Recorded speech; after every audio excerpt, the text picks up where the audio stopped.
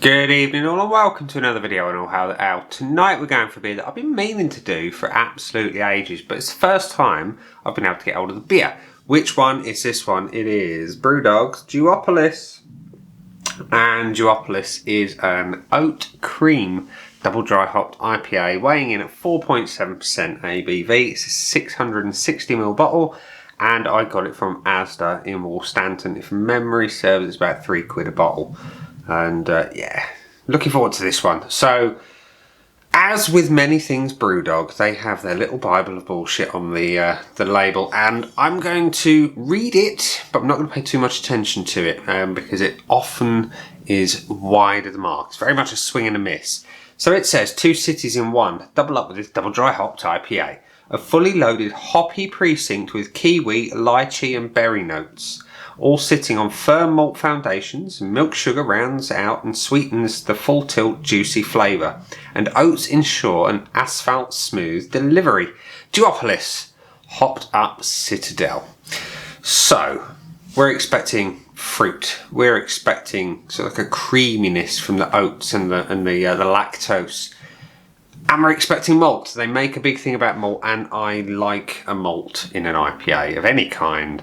It's something that I just enjoy. So, without further ado, we're going to crack it open and see what we get. So we're pouring into the Brewdog glass. The pour is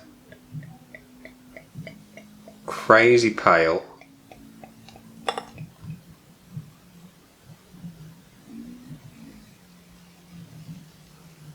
With a monster head on it. So there we have it. It's Crazy Pale. There's a little bit of fridge haze, maybe a little bit of natural haze from it being potentially unfiltered. Yeah, it's definitely unfiltered. There's bits of something in the beer. We've got a finger and a half, no, we've got 2 solid fingers of white head. It's not particularly compact, as you can see there up close. So that's your beer. It's kind of like watered down squash colour, orange squash. It looks like a pale ale. Let's have a whiff. It smells like a pale ale. It's ever so slightly fruity. It's light, it's refreshing aromas. We're talking like a little bit of orange, a little bit of... I get where they're coming from with the lychee. I get it. Not in a big way, but I get it. Nothing really of the kiwi though. Or is that in the flavour? It could be in the flavour. And it says berries as well apparently. I'm not getting much in the way of berry, if anything at all, on the nose. No, I'm not. So let's just top it up a little bit. And then we'll go for a taste. So that's your beer. It smells alright, let's have a taste. Cheers!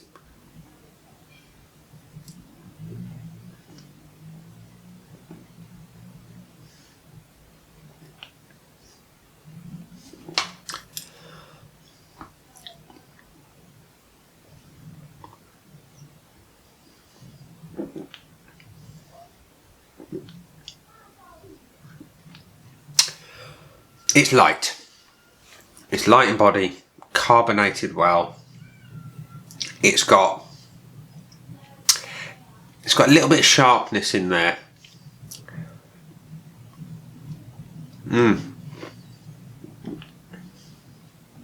Again, I'm getting the lychee, not really anything of the kiwi. Berries. There's a little something there. But again, not enough to sort of write home about it and sort of say, this is absolutely in there.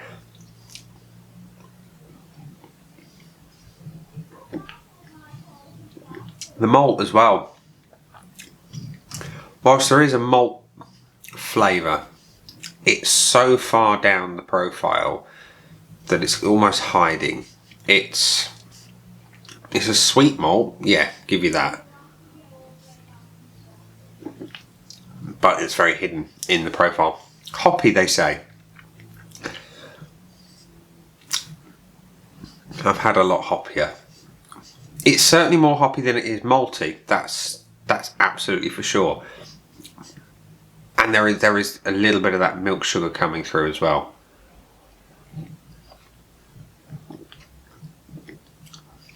But I say,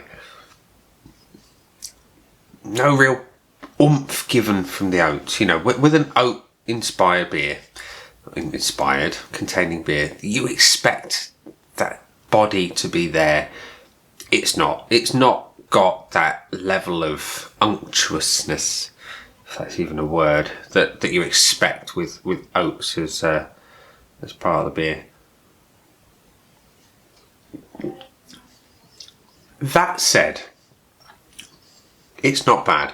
It's certainly better than some of the pale ales I've had from Brewdog. Infinitely better than Indie. And that's not really hard to do, to be fair. It's not as good as Dead Pony Club. It's really not.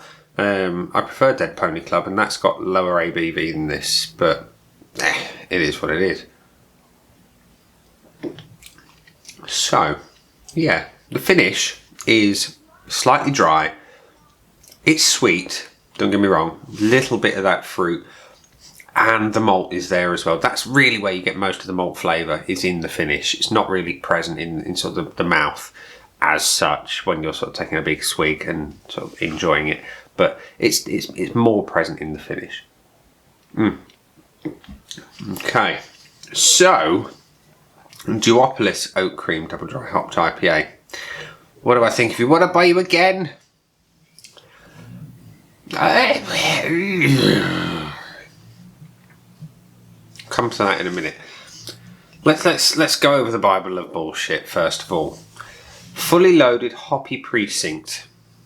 Fully loaded. Well, fully loaded could be really kind of, what's the word I'm looking for? Open to interpretation. Hoppy. It's more hoppy than it is malty, but it's not hoppy, if you get my drift. With kiwi, lychee and berry notes. Lychee I get to some degree. Kiwi, not in a big way. Berry notes, again, not in a big way. If there is berry notes in there, they're perhaps, again, very far down the flavour profile. They're not prominent in any way. All sitting on firm malt foundations. Yes, there is malt there, obviously. It's beer. But it's not prominent in any way, and it's quite subtle. You get more of it in the finish than you do in sort of the general tasting in the mouth. That said, it's pleasant on the finish. It's a nice malt. It's a sweet malt. The milk sugar rounds out and sweetens the full tilt juicy flavour. I get the lactose, I do. I can detect it, and it's pleasant, and I enjoy it. And it's perhaps better for the inclusion. Juicy flavour, yeah, again, it's really kind of watered down juice. It's not big, prominent, in-your-face juiciness. And oats ensure an asphalt smooth delivery. Well, it's quite effervescent. It's not what I would call thick and smooth and oat-based. I really wouldn't. And it says it's a hopped up Citadel. Well, if hopped up,